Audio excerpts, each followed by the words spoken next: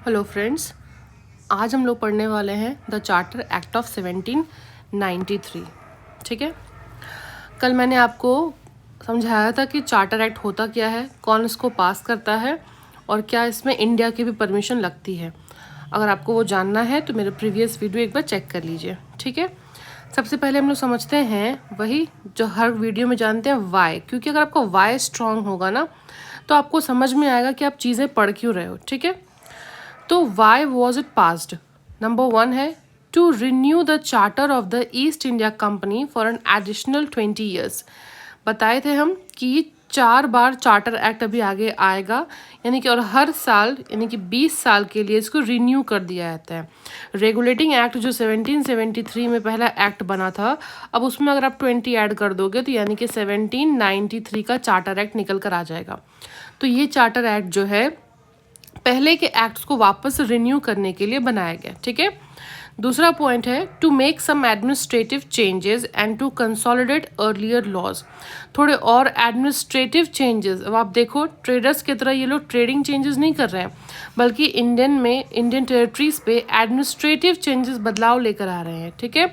और थोड़े बहुत जो रेगुलेटिंग एक्ट, पिट्स एक्ट में जो भी इनको था कि नहीं, लॉज को और अच्छा बनाना है ताकि एक कंसोलिडेटेड वे में ये इंडिया पे कब्जा कर सके, उसको ये लोग इस चार्टर एक्ट से अभी और कंसोलिडेट करेंगे। ठीक है।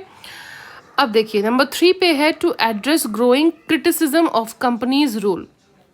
ऑब्वियस सी बात है, उस टाइम इंडियंस को ये भनक तो लग चुकी थी कि अब कंपनी रूल जो है वो एज अ ट्रेडर्स नहीं बल्कि एडमिनिस्ट्रेटर्स की तरह हम पे राज करना शुरू कर चुके हैं।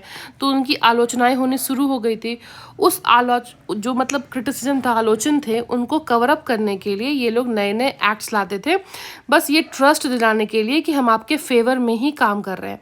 क्योंकि अगर एक बार ये ट्रस्ट जनरेट हो जाएगा तो फिर जो इंडियंस हैं वो भी रेडी हो जाएंगे कि हाँ, जो ब्रिटिशर्स हैं वो हमसे सुपीरियर हैं, तो हमसे ज़्यादा पढ़े लिखे हैं, वेल एजुकेटेड हैं, तो हमारे लिए कुछ अच्छे एक्ट्स ही लेकर आएंगे, हमारे लिए कुछ अच्छा ही काम कर रहे होंगे। तो ये सब रीज़न था इस चार्टर एक्ट को पास करने का। ठीक है। इसके मेन फीचर्स को अगर पढ़ते हैं तो पहला है वही रिन्यूअल, यानी कि 20 साल के लिए अब ये कंपनी का चार्टर फिर से नया हो चुका है, जो कि आपको 1773 में मिला था। अब 1793 में उसको वापस से रिन्यू कर दिया गया, मतलब अब ये आपके 1813 तक चलने वाला है। तो जितना भी परमिशंस एलिजाबेथ वन ने इनको दिया था, अब वो 1813 तक चलेगा। ठीक है। नंबर 2 है कंटिन्यूएंस ऑफ ट्रेड मोनोपोली, यानी कि जो ट्रेड करने का एकमात्र अधिकार इंग्लिश ईस्ट इंडिया कंपनी को दिया गया था वो इंडिया में कंटिन्यू रहने वाला है, उनसे कोई नहीं छीनने वाला है। ठीक है। तीसरा पॉइंट है company's territories define as crown position.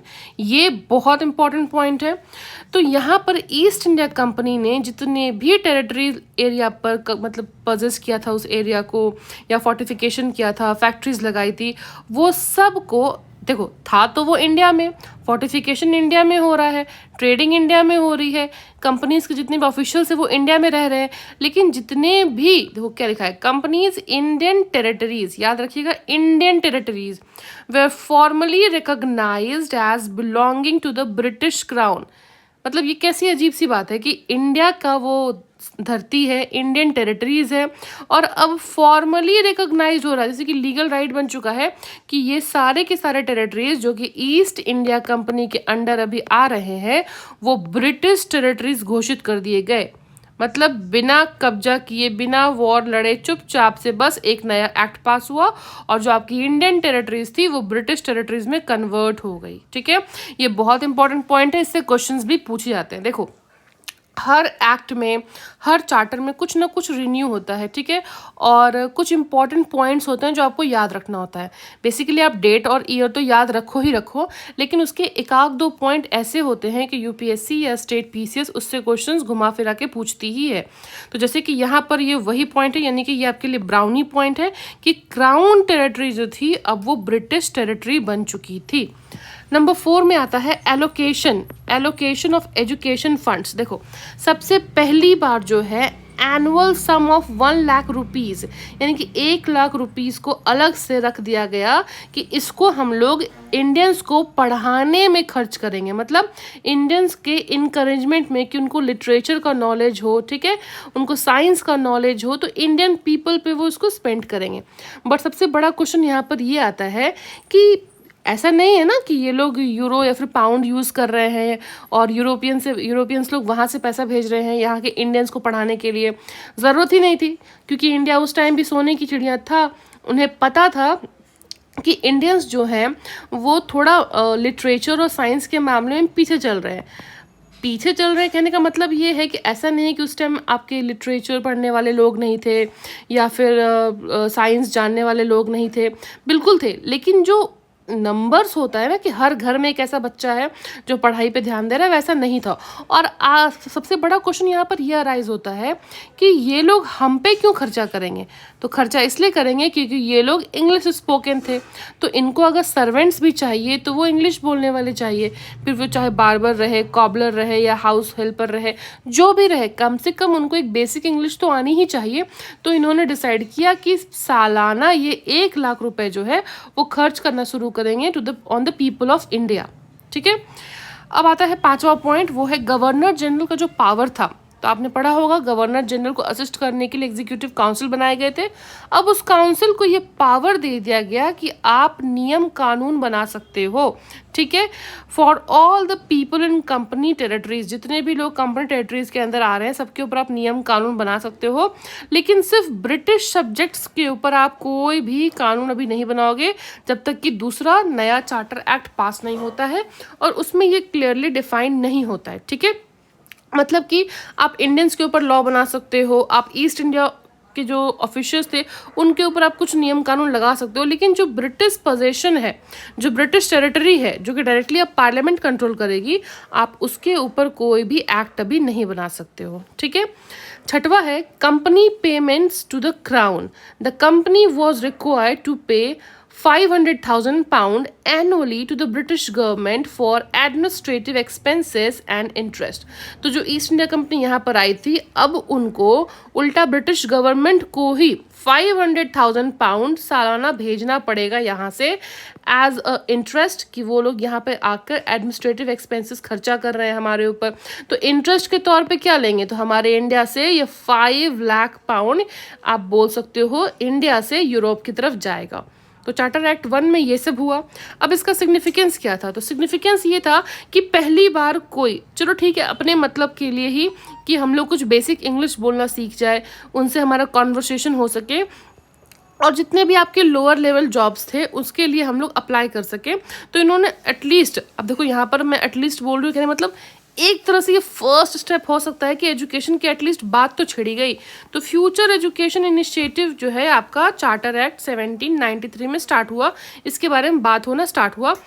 फिर है number 2 systemise company administration and control. बता ही चुकी हूँ पहले कि वापस से और सशक्त एडमिनिस्ट्रेशन और कंट्रोल हम लोग कर सके, हम लोग मतलब ब्रिटिशर्स जो है इंडियन के ऊपर कर सके, इस मतलब ये लॉ के थ्रू वो और स्ट्रेंथन होता है।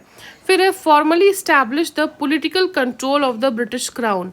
अब जो है ब्रिटिश क्राउन है यहाँ पर पूरी तरह से इस्टेब्लिश हो चुका है। अब ये ईस्ट इंडिया कंपनी नहीं कहलाती है बल्कि ब्रिटिश क्राउन कहलाएगी, कि अब ब्रिटिश पार्लियामेंट का डायरेक्ट कंट्रोल है इंडिया के ऊपर, ठीक है। डिफेक्ट्स क्या थे कि ट्रेड मोनोपोली वापस से इंग्लिश ईस्ट इंडिया कंपनी के पास ही है अभी तक। आपके कोई पोर्टुगीज, डच या फिर फ्रेंच को अभी ज़्यादा बेनिफिट्स नहीं दिए गए हैं। जो नेटिव पॉपुलेशन थे, यानी कि जो इंडिया के रहने वाले लोग थे, लॉ मेकिंग में उनका खुद का कोई वॉइस, यानी कि खुद की कोई भी बातें, कोई डिसीजन, ऐसा कोई उनसे एडवाइस नहीं लिया गया, ना ही उनको इन्वॉल्व किया गया डिसीजन मेकिंग में, ठीक है। तीसरा पॉइंट है the administration remain largely non representative and focus on company profit.